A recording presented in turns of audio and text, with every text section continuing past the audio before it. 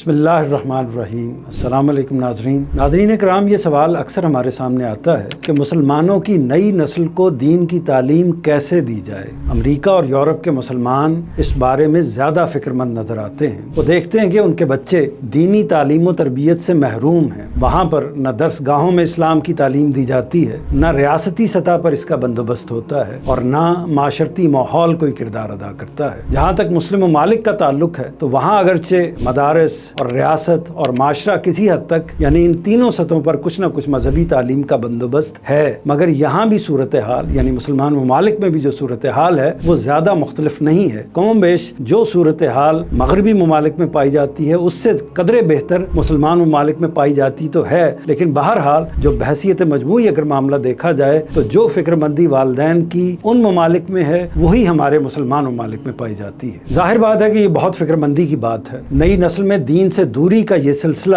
آپ جانتے ہیں کہ اگر اسی طرح جاری رہا تو اندیشہ ہے مستقبل میں اللہ کا دین خدا نخواستہ مسلمانوں کے لیے اجنبی ہو جائے گا۔ اس کا مطلب یہ ہے کہ لوگ اس ہدایت سے دور ہو جائیں گے خدا نخواستہ جس پر ان کی اخروی نجات کا انحصار ہے۔ یہ صورتحال مسلمان والدین کے لیے بہت پریشانی کا باعث ہے، چنانچہ وہ ہر صاحب علم سے اس بات کو بیان کرتے ہیں اور اس کا حل دریافت کرنے کی کوشش کرتے ہیں۔ استاد گرامی جناب جاوید احمد صاحب غامدی سے جب اس سوال کو پوچھا جاتا ہے، اس مسئلے کو ڈسکس کیا جاتا ہے، تو وہ اس مسئلے کو جس طرح ایڈریس کرتے ہیں وہ ہماری آج کی نشست کا موضوع ہے۔ غامدی صاحب کے نزدیک اس مسئلے کے حل کے لیے سب سے پہلے مسئلے کے اسباب کا ادراک ضروری ہے، یعنی اس بات کا جاننا ضروری ہے کہ یہ تشویشناک صورتحال کیوں پیدا ہوئی ہے۔ ذرا سا غور کیا جائے تو واضح ہوگا کہ اس کے دو بڑے اسباب ہیں۔ ایک سبب جہالت ہے اور دوسرا سبب دین کی جبری تعلیم ہے۔ جہالت مسلمانوں کا سب سے بڑا مسئلہ ہے۔ یہ جس طرح دنیاوی علوم کے بارے میں پائی جاتی ہے اسی طرح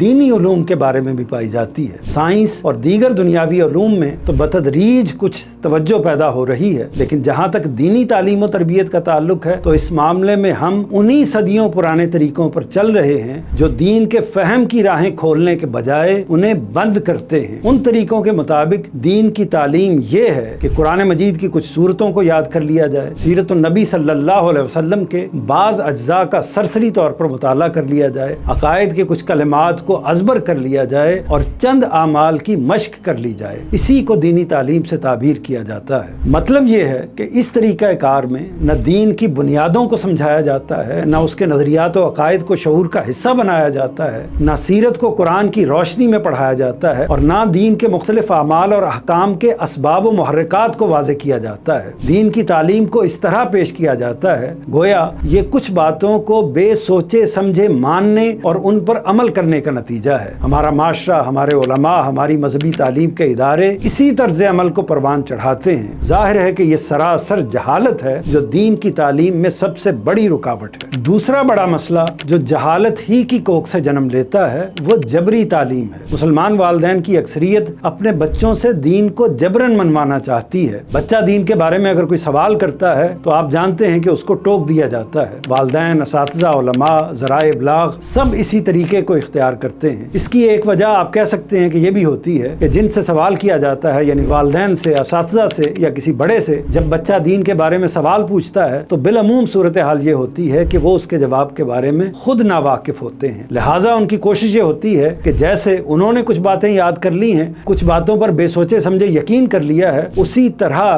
نئی نسل بھی اسی طریقے کو اختیار کر لے۔ مگر اس کے برعکس واقعہ یہ ہے کہ دور حاضر میں تعلیم کے جو جدید طریقے متعارف ہوئے ہیں ان میں اس طرز تعلیم کی کوئی گنجائش باقی نہیں رہی۔ ان میں سوالات پر داد ملتی اور اعتراضات کو خوش دلی سے قبول کیا جاتا ہے۔ اسی کے نتیجے میں دنیاوی علوم و فنون نہایت تیزی سے آگے بڑھ رہے ہیں۔ خود دین کا اپنا تقاضا یہ ہے کہ اسے سوچ سمجھ کر مانا جائے، اس میں زور زبردستی کی کوئی گنجائش نہیں ہے۔ والدین، اساتذہ، علماء، ریاست اور معاشرہ یہ سب تو کجا اللہ تعالیٰ نے اپنے پیغمبروں کو بھی یہ حق نہیں دیا کہ وہ لوگوں کو بالجبر دین کا پیرو بنائیں۔ نئی نسل کی دینی تعلیم سے بے رغبتی کا یہ مسئلہ جس قدر گمبھیر اور تشویشناک ہے اس کا حل استاذ گرامی کے نزدیک اتنا ہی آسان اور اتنا ہی امید افزا ہے، مگر اس مقصد کے لیے پختہ عزم اور جہد مسلسل کی ضرورت ہے۔ والدین، اساتذہ اور علماء اگر اپنی اپنی سطح پر سرگرم ہوں تو وہ اس پریشان کن सूरत-ए-हाल को तब्दील कर सकते हैं। उस्ताद ग्रामी के नज़दीक इस मकसद के लिए 3 इक़दामात नागुज़ीर हैं। इस मामले में सबसे नुमायां पहलू अखलाकियात का है। बच्चे अगर बड़ों के अखलाक व किरदार से मुतासिर होंगे तो वो इबादात और दूसरे दीनी अमाल को भी कबूल करने के लिए तैयार हो जाएंगे। आप अपने बच्चों को जिस मजहब से मुतारफ कराना चाहते हैं या जो अक़दार उनके अंदर पैदा करना चाहते हैं या जिस कल्चर से उनको वाबस्ता रखना चाहते हैं, ज़रूरी ये है कि उसका खुद अच्छा नमूना बनकर उन्हें दिखाइए। अगर आप अपने बच्चों को कुछ देना चाहते हैं तो उसका आगाज ज़रूरी है कि खुद अपने वजूद से करना होगा। ये नहीं हो सकता कि आप ज़ुबान से कुछ कहें और आपका अमल उसके बिल्कुल बरक्स हो। आप कोई एक बात कहें, आपके अमल से उसके बरक्स नतीजा निकल रहा हो। आप अपने बच्चों को असल में जिस सांचे में ढालना चाहते हैं, पहले खुद को उस सांचे में ढालना होगा। दूसरा इक़दाम यह है कि वालिदैन, असातिज़ा और उलमा नई नस्ल के साथ जोर ज़बरदस्ती के तरीकों को बिल्कुल ख़त्म कर दें। ये तरीके अब दुनिया में बिल्कुल मतरूक हो चुके हैं। आज से 100-200 साल पहले तो किसी हद तक अपनी पसंदीदा तालीमात को बज़ोर जहनों में दाखिल करना मुमकिन था। इसका सबब ज़ाहिर है कि उस ज़माने के तहजीबी पस मंज़र में बाज़ सियासी और तारीख़ी अवामिल थे